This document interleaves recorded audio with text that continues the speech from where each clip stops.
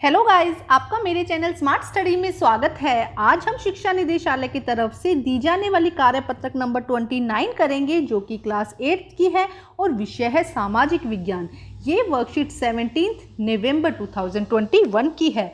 तो आइए शुरू करते हैं आज की वर्कशीट। भारतीय संविधान के मुख्य लक्षण, पार्ट 4। धर्मनिरपेक्षता। धर्मनिरपेक्ष राज्य वह होता है जिसमें राज्य अधिकृत रूप से किसी भी धर्म को राजकीय धर्म के रूप में बढ़ावा नहीं देता है।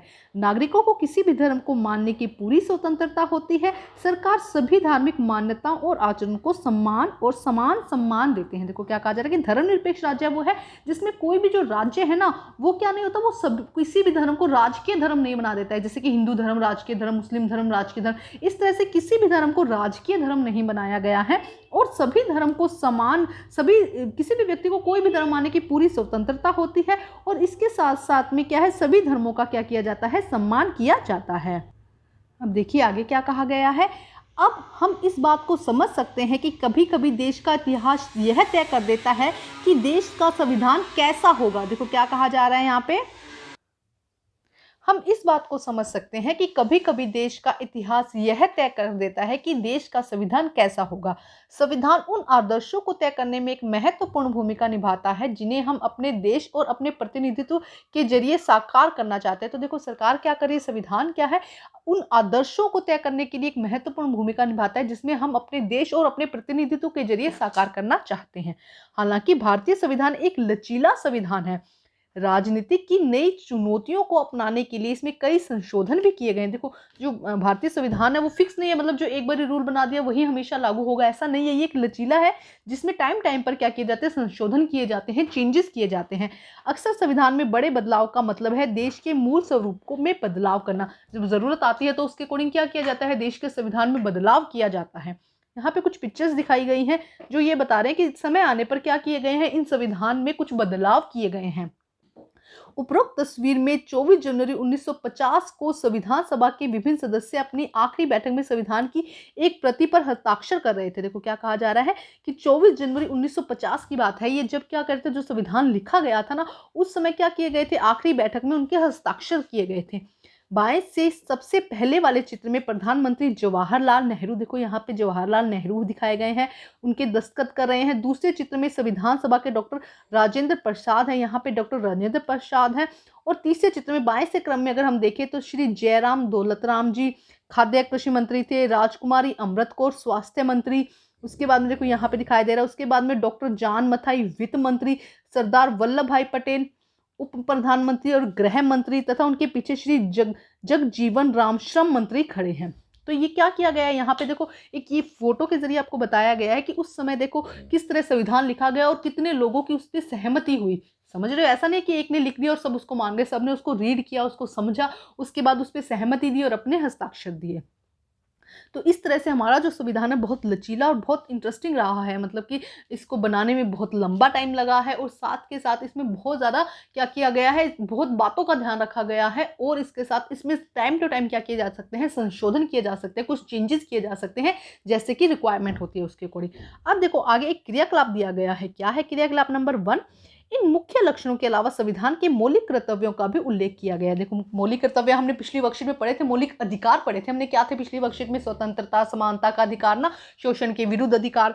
तो 11 मौलिक कर्तव्यों में से प्रत्येक से संबंधित रेखा चित्र, तस्वीर बनाइए, उन पर कविताएं, गीत लिखिए और कक्षा में चर्चा कीजिए। तो ये आपकी एक्टिविटी है, ये आप इसमें, मतलब मैं कुछ नहीं करवाऊंगी, इसमें आपको खुद ही करना होगा। जिसमें क्या करना है, जो भी मौलिक कर्तव्य हैं उनसे रिलेटेड चित्र लेना है, नेट से लीजिए, कविताएं बनाइए, पोएम बनाइए, गीत गाइए। ये जो एक्टिविटी है ये आपको अपनी क्लास में करनी है। जब आप क्लास में जाएंगे, क्योंकि स्कूल तो खुल ही चुके हैं, अब जब आप क्लास जाएंगे तब ये एक्टिविटी अपने टीचर्स के साथ और क्लासमेट्स के साथ में करनी होगी। अब यहाँ पे क्वेश्चन दिया गया है, क्वेश्चन नंबर 1 में देखो क्या कहा गया है, निम्नलिखित स्थितियों में से किस मौलिक अधिकार का हनन हो रहा है। तो हमने कुछ मौलिक अधिकार लास्ट वर्कशीट में पढ़े थे, स्वतंत्रता का अधिकार, समानता का अधिकार, शोषण के विरुद्ध अधिकार, शैक्षिक और सांस्कृतिक अधिकार ना, ये हमने कुछ पढ़े थे। तो उन्हीं यहाँ पे हमें कुछ सेंटेंस दिए गए हैं जिन्हें हमें रीड करना है और देखना है कि किस अधिकार का हनन हो रहा है। तो आइए करते हैं इसे सोल्व।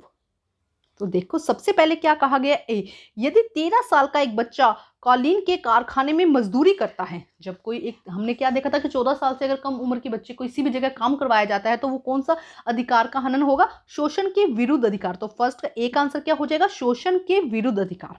ठीक है। सेकंड देखिए, यदि किसी राज्य का कोई नेता दूसरे राज्यों के लोगों को अपने राज्य में काम करने से रोकता है, एक राजनेता है जो दूसरे राज्य के लोगों को अपने अपने राज्य में आने से रोकता है, तो देखो हमने देखा था स्वतंत्रता का अधिकार, जिसमें क्या था, सभी को काम करने का, इधर एक जगह से दूसरी जगह आने जाने का पूरा अधिकार दिया गया है। तो यहाँ पे कौन से अधिकार का हनन हो रहा है? स्वतंत्रता का अधिकार। तो बी में क्या हो जाएगा? स्वतंत्रता का अधिकार। क्वेश्चन नंबर 3, यदि किसी जन समूह को राजस्थान में तेलुगु माध्यम का स्कूल खोलने की अनुमति नहीं दी जाती है, अगर कोई किसी जन समूह को राजस्थान में तेलुगु, मतलब देखो यहाँ पे क्या हुआ है, सांस्कृतिक और शैक्षिक अधिकार का हनन हो रहा है। हमने देखा था कि सांस्कृतिक और शैक्षिक अधिकार में क्या था, किसी भी जगह जाकर अपने अधिकारों को, या किसी भी जगह जाकर अपने संस्कृति से रिलेटेड आप शैक्षणिक संस्थान खोल सकते हैं। तो ये हो जाएगा सांस्कृतिक एवं शैक्षिक अधिकार, शैक्षणिक अधिकार। क्वेश्चन डी देखिए, यदि सरकार सशस्त्र बलों में कार्यरत किसी अधिकारी को इसलिए पदोन्नति नहीं, मतलब उनका प्रमोशन इसलिए नहीं करती है क्योंकि वह एक अधिकारी महिला है, तो ये क्या हो जाएगा? समानता का अधिकार। समानता का अधिकार में हमने देखा था कि उनको जाति के भेद, जाति या उनके लिंग पर किसी भी व्यक्ति के बीच में भेदभाव नहीं किया जाएगा। तो यहाँ पे कौन से अधिकार का हनन हो रहा है? समानता के अधिकार का हनन हो रहा है। तो ये है क्वेश्चन नंबर 1। अब देखते हैं क्वेश्चन नंबर 2। नीचे दिए गए बाएं कॉलम में भारतीय संविधान के मुख्य आयामों की सूची दी गई है। दूसरे कॉलम में प्रत्येक आयाम के सामने लिखिए कि आपकी राय में यह आयाम क्यों महत्वपूर्ण है। ओके, हमें यहाँ पे कुछ आयाम दिए गए हैं और यहाँ पे उनकी महत्वपूर्ण, मतलब क्यों महत्वपूर्ण है ये बताना है। संघवाद, शक्तियों का बंटवारा, मौलिक अधिकार और संसदीय शासन पद्धति। तो इसका आंसर हमें लिखना है कि ये क्यों महत्व है। तो हम फर्स्ट संघवाद लिखेंगे, फिर उसका महत्व लिखेंगे। तो आइए करते हैं इस क्वेश्चन को सोल्व। तो एक बार हम देखते हैं, देखो क्या कहा गया है यहाँ पर, संघवाद। देखो क्या कहा गया है, संघवाद। फर्स्ट एक बार फिर से देखते हैं।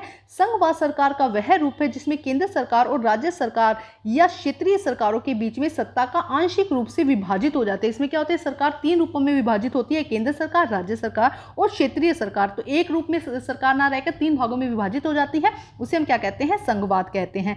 अब हम देखेंगे नेक्स्ट, देखो क्या कहा गया है, जिसमें कहा गया है, ध्यान से समझेंगे हम। सेकंड है शक्तियों का विभाजन।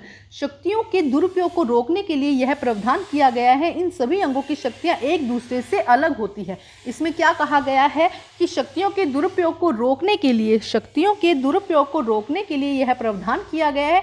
और इसमें जितनी भी, अब देखो अगर एक के पास मेन पावर आ जाएगी तो क्या होगा, अगर एक के पास में मेन पावर आ जाती है तो सारा वो अपनी मर्जी से चलाएगा।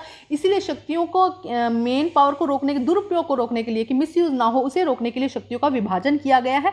और इसमें सभी अंगों की शक्तियां एक दूसरे से क्या होती है? अलग होती है। नेक्स्ट देखो क्या है, मौलिक अधिकार।